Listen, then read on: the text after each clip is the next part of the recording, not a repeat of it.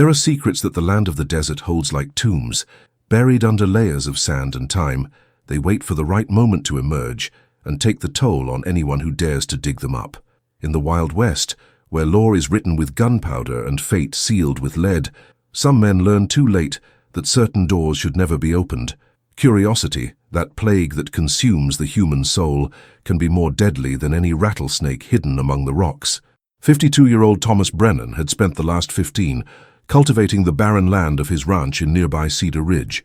His calloused hands knew every stone of that ungrateful soil, every vein of water that ran scarcely under the parched surface. Sweat had etched deep furrows into his sunburned face, turning him into a mask of determination that few men dared to challenge. Brennan was not given to idle conversations or questions about the past. He had arrived in those lands with little more than the clothes on his back and a silent certainty that he would build something lasting there. The morning of that September day brought with it a heavy heat that seemed to suck the life out of all creatures. The wind, which usually offered some relief, had completely ceased, leaving the air dense and oppressive like a woolen blanket over his shoulders. Thomas was digging a new well next to the barn when his shovel met resistance. It was not stone, it wasn't root. It was something that sounded hollow when struck, something that didn't belong here. His movements became more careful, almost reverent, as he moved the earth around the object. With each handful of sand that slipped between his fingers, more of the smooth, dark surface was revealed. It was a box, small enough to fit in your hands, but heavy in a way that suggested dense and valuable content. The material appeared to be dark, almost black wood, with metal hinges that time had turned rust green. The discovery should have excited him. Any sensible man would think of treasure, of gold buried by some stranger in times of danger. But Thomas Brennan was not just any man. There was something about the way the box rested in his hands that made him hesitate. The weight was not just physical. It was as if it carried with it the echo of decisions made in desperation, of choices that changed the course of entire lives. He brought it into the house, placing it on the rustic wooden table he had built with his own hands. The light coming in through the small window seemed to avoid touching the surface of the box, creating a shadow that stretched beyond what should be possible. Thomas brewed coffee, as he did every morning, but his hands trembled imperceptibly as he held the metal cup. The silence of the house, which had once brought him peace, now weighed on his shoulders like a rope. Every creak of the wood under the scorching sun sounded amplified. Every movement of his breath echoed through the bare walls. The box remained there, waiting. There was no hurry. Objects like that had learned patience through decades buried in darkness.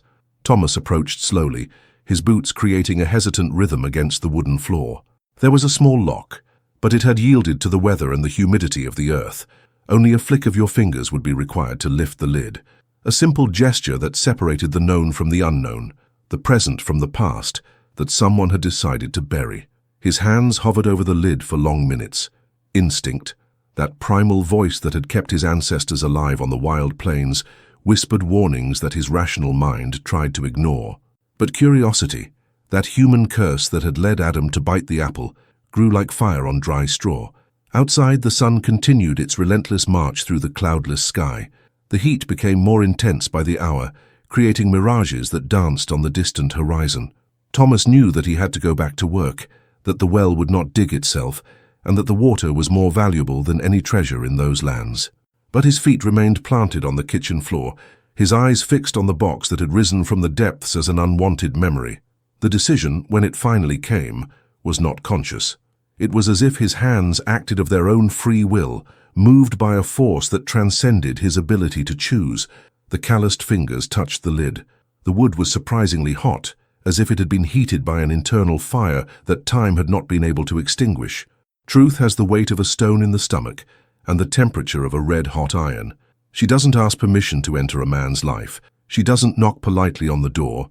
She doesn't wait for the convenient moment. It erupts like a desert storm, carrying with it everything we would rather keep buried. In the West, where men build their lives on foundations of silence and oblivion, truth is the most feared enemy. More than hostile Indians, more than armed bandits, more than the drought that kills cattle. Thomas Brennan lifted the lid of the box with a slow, deliberate motion. The creak of the old hinges cut through the silence of the house like the moan of a dying man. What his eyes found inside the box caused his blood to run cold in his veins, even under the sweltering heat of that relentless September. It wasn't gold, It wasn't silver. It was something infinitely more valuable and infinitely more dangerous. Letters.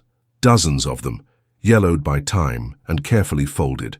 Above all, a faded photograph of a young woman with clear eyes that seemed to pierce the soul of those who contemplated them.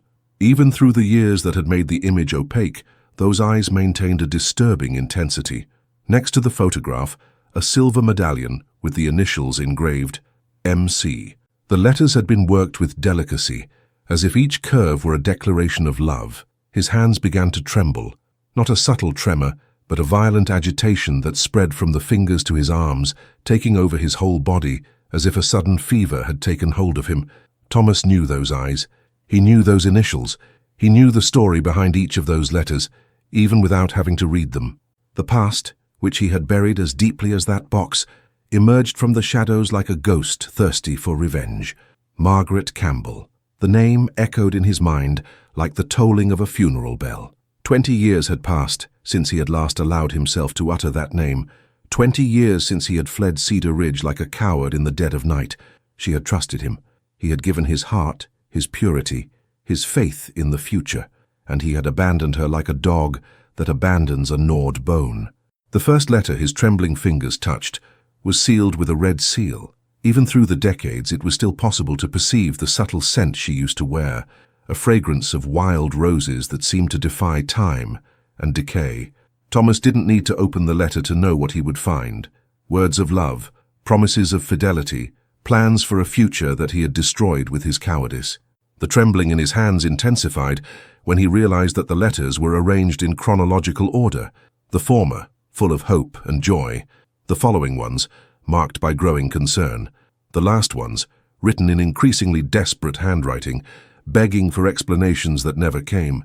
Thomas knew without having to open a single letter that the last one would be the most painful of all, the final farewell of a woman who had realized too late that the man in whom she had placed her trust was unworthy of her. He staggered away from the table as if he had been punched in the stomach. The kitchen air seemed to have grown thicker, laden with the weight of 20 years of guilt that he had tried to stifle with hard work and obstinate silence. His legs failed, and he found himself sitting on the rugged wooden floor, his back resting on the wall, staring at the box as if it were a snake ready to pounce. The memory came back with devastating force. Margaret at 18 laughing as they walked along the bank of the river that cut through Cedar Ridge, their golden hair dancing in the wind, their eyes shining with an absolute confidence in the future they would build together. She spoke of home, of children, of growing old side by side under the same immense sky of the West. And he, Thomas Brennan at 32, heard those words as sacred promises, silently swearing that he would never let her down. But fear had been stronger than love. The fear of not being enough, of not being able to provide the kind of life she deserved. The fear that she would one day realize that she had bet on the wrong horse, that she had wasted her youth on a man too ordinary for her extraordinary dreams. So he left. One night, no explanations, no goodbyes, like a ghost that disappears at the first dawn. Now 2 decades later, the past had found its way back to him, buried under the earth of his property, as if anyone knew that one day he would return to that place, that one day his thirst for water would lead him to dig in exactly the right place, or wrong, depending on how you looked at the situation. Thomas forced himself to his feet. His legs were still shaking, but the determination had begun to crystallize in his chest. He needed to know. He needed to read those letters, face the words he had avoided for so long. He needed to find out what had happened to Margaret Campbell after he disappeared from her life like smoke in the wind. The question that terrified him was not what he would find in the letters. It was who had buried them there, and why. Margaret. Improbable. She didn't know that he would one day return to Cedar Ridge. Anyone in her family? Possible. Or maybe someone who knew the full story. Someone who had decided that Thomas Brennan needed to be confronted with the ghosts of his past. He returned to the table with hesitant steps. The box sat there, its letters exposed like open wounds. The midday sun created patterns of light and shadow that seemed to dance on the yellowed paper, giving the unread words an almost otherworldly quality. Thomas reached for the first letter, his fingers still shaking uncontrollably. The past never dies completely. He hides in the shadows of memory, waiting for the right moment to emerge and collect his debts.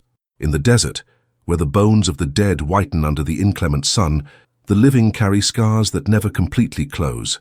Every man who walks through these barren lands carries with him a private cemetery, populated by the ghosts of those he loved and abandoned. And when these ghosts finally find a voice, their words can be deadlier than any bullet. Thomas Brennan held the first letter with hands that seemed to belong to someone else. The red seal gave way easily under his fingers, as if he had been waiting for this moment during all those decades buried. Margaret's handwriting was exactly as he remembered it, delicate but firm, each word formed with the care of one who believes that his words will be shattered forever. The date at the top of the letter was 3 days after his disappearance. "My dear Thomas," the letter began, and those 3 words were enough to make his heart race painfully. "I know there must be an explanation for his absence. Perhaps some emergency arose in his lands, or some urgent business that forced him to leave without warning. I wait for you every day on the porch, looking at the road that leads to the city, certain that at any moment I will see your silhouette approaching on your bay horse." Thomas had to stop reading. His hands trembled so much that the words danced before his eyes like mirages on the horizon. Her trust, absolute faith in his goodness, was like a knife being twisted in her chest. He had been unworthy of that trust from the first moment, but she had not known it. To Margaret, Thomas Brennan was a man of his word, someone incapable of breaking a promise or abandoning those he loved. The second letter was dated a week later. The tone remained hopeful, but there was a subtle change in handwriting, a slight hesitation in some words that betrayed the growing anxiety. "Dad started asking questions," Margaret wrote. "He says that honest men don't disappear in the dead of night. I defend you, as I always will, but I confess that my certainties are beginning to waver. Where are you, Thomas? Why don't you send at least a letter explaining your absence?" The following letters painted a progressively darker picture. Margaret's hope slowly turned into worry, worry into anxiety, anxiety into a kind of controlled despair that was more painful to read than any direct accusation. She never cursed him, never questioned his character openly.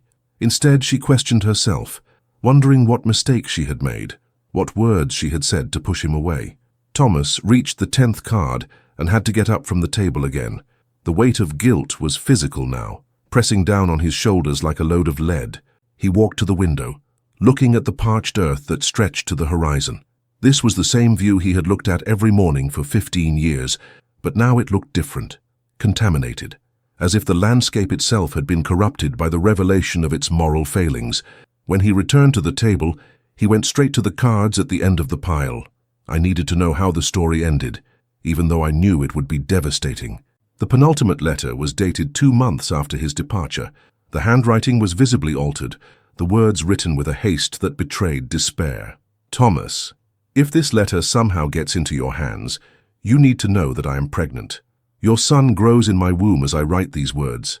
Dad kicked me out of the house when he found out. The whole city whispers behind me. I'm living in the abandoned cabin by the river, the one where we used to meet in the early days of our courtship. I have no one else in the world but the child I carry. If there's a spark of decency in your soul, go back, not for me, but for your son." The world stopped. Thomas felt as if he had been struck by lightning, his muscles contracting involuntarily. A son. He had one son, or had 20 years ago. The revelation exploded in his mind like dynamite, destroying all the justifications he had built for his cowardice over the decades. With hands that could barely hold the paper, he opened the last letter. It was shorter than all the others, written in a handwriting that seemed to have been traced by someone feverish or dying. "Our son was born yesterday. A boy. It has its dark eyes and its stubborn chin. I named him Samuel after his grandfather. He's perfect, Thomas. Perfect and innocent, and deserves a better father than the one who fathered him. I'm sick, very sick. The birth was difficult, and there is no doctor here to help me. If I do not survive, Mrs. Henderson in town has promised to take care of the boy. She's a good woman. You will know how to raise it right, with honor. Don't come looking for us now. It's too late. But know that I forgive you, Thomas Brennan. I forgive because our son should not carry the weight of hatred in his heart. May God have mercy on your soul." Thomas dropped the letter from his hands. It floated to the ground like a dead leaf, landing next to his feet. He had one son, Samuel, 20 years. Margaret had died alone, sick and abandoned, after giving birth to a child he had never met. The magnitude of his cowardice, of his failure as a man and as a human being was overwhelming. But who had buried these letters on his estate? Margaret was dead. Mrs. Henderson, perhaps, but she would be a very old woman now if she were still alive. The answer came like a flash of terrible understanding. Samuel, her son, had grown up, discovered the truth about his father, and decided to confront him in the only way he knew how. Thomas looked out the window again, this time with different eyes. Somewhere out there, walking under the same sun that burned his skin, was a young man of 20 who carried his blood and probably his grudge. A young man who had buried his dead mother's letters on the property of the father he had never met, knowing that one day the truth would be unearthed. And Thomas Brennan, at the age of 52, realized that his life had just begun to fall apart. Redemption does not come on a white horse, announced by heavenly trumpets. It crawls through the desert like a wounded serpent, slow and painful, leaving a trail of blood in the hot sand. In the Wild West, where men are judged by their actions and not by their words, second chance is a luxury rarer than water in times of drought. Some men spend their entire lives looking for her without ever finding her. Others find it when it is too late to make a difference. And a lucky few discover that redemption sometimes wears the faces of those we hurt the most. Thomas Brennan spent the rest of that day sitting on his kitchen floor, letters scattered around like autumn leaves. The sun completed its journey through the cloudless sky, tinting the horizon blood red, before disappearing behind the distant mountains. The shadows of the night began to stretch into the corners of the house, but he didn't move to light a lamp. The darkness seemed appropriate for a man confronting the ghosts of his past. It was then that he heard the hooves of a horse approaching.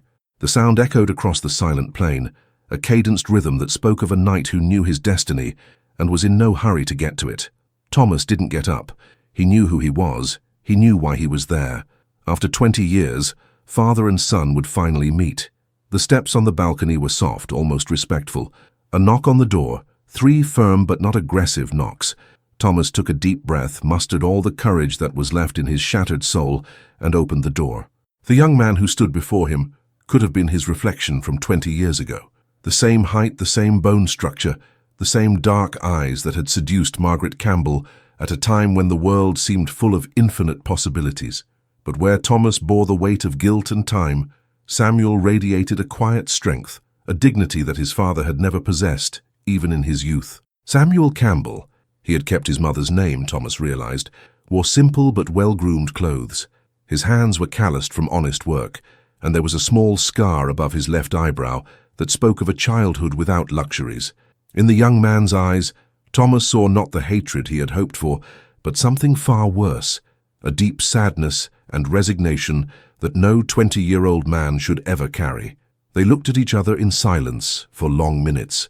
The night desert wind whispered between them, carrying the smell of sage and the promise of a cold night. Finally, it was Samuel who spoke, his voice charged with a maturity that defied his age. He found the letters. It wasn't a question. It was a simple observation, said in the same tone that would be used to comment on the climate. Thomas nodded, unable to find words. What do you say to a child who abandoned himself before he even knew he existed? What excuses are enough for 20 years of absence? Samuel entered the house uninvited, his eyes sweeping the simple but clean room. He saw the letters strewn across the floor, the empty box on the table, and something in his expression softened slightly. She died speaking her name, Samuel said, his voice low but clear. Mrs. Henderson told me. In the last moments when the fever consumed her, she called for Thomas. Not angry, I miss you. The words hit Thomas like punches in the stomach. He leaned against the doorframe, his legs threatening to fail again. Samuel, I didn't know. I know. The answer came quickly, almost kindly. I read all the letters before burying them here. I know she never told you about me until the end. I know you left before you found out. Thomas forced himself to look into his son's eyes. Why didn't you look for me before? Why bury the letters? Samuel walked to the window, looking out over the same barren landscape that Thomas gazed at every morning. Because I needed to be sure what kind of man you had become, if he was still the coward who abandoned my mother, or if the years had changed him. I watched you for weeks. I saw how he treats his neighbors, how he takes care of his land, how he lives alone without complaining. I saw that you built an honest life here. An honest life based on a lie, Thomas murmured, based on running away from what I did. No, Samuel corrected him, turning to face him, based on trying to be better than I was. Mrs. Henderson brought me up well, but she always told me that a man should be judged not only by what he has done wrong, but by what he does to correct his wrongs. Thomas felt tears burning his eyes, tears he hadn't shed in decades. How can I fix 20 lost years? How can I bring your mother back? How can I be the father you deserve to have? Samuel approached, and for the first time since he had arrived, Thomas saw a smile touching the corners of his mouth. It was Margaret's smile, sweet and full of hope that defied all logic. "You can't change the past," Samuel said, "but you can choose what to do with the time you have left. I didn't come here looking for a father. I grew up well without one. I came looking for answers, and now that I have them I can choose what to do with them." "And what do you choose?" Thomas asked, his voice barely passing a whisper. Samuel held out his hand, a simple gesture but loaded with meaning. "I choose to forgive a man who has carried his guilt for 20 years. I choose to meet the man my mother loved enough to forgive even on her deathbed. I choose to give both of us a chance to discover what it means to be family." Thomas looked into his outstretched hand, then into his son's eyes that carried Margaret's wisdom and strength he had never known he possessed. Slowly, with hands that had finally stopped shaking, he reached for Samuel's hand. The handshake lasted only a few seconds, but it was enough to seal a silent pact. There were no impossible promises of a perfect future, no dramatic oaths of complete redemption. There were only two men, father and son, deciding that 20 years of separation was enough. That night, under the endless stars of the desert sky, Thomas Brennan began to learn that some past mistakes cannot be undone, but can be turned into foundations for something better. And Samuel Campbell discovered that sometimes the greatest act of courage is not to abandon those who have hurt us, but to give them a chance to be better. The letters remained scattered across the kitchen floor, silent witnesses of a love that had survived death and of a redemption that had taken 2 decades to find its way home. And for the first time in 20 years, Thomas Brennan slept without nightmares. If this Wild West story has touched your soul, leave your like and subscribe to the channel for more epic Western narratives. In the comments, tell us, do you believe that Thomas made the right choice by abandoning Margaret? Was Samuel's forgiveness deserved after 20 years of abandonment? What moment in history impacted you the most? The discovery of the buried box, the revelation of Margaret's letters, or the final meeting between father and son? Share your reflections on guilt, redemption, and second chances in the unforgiving world of the Wild West. Are some mistakes too big to forgive? Activate the bell so you don't miss any adventures in the arid lands where men fight their own ghosts in search of redemption.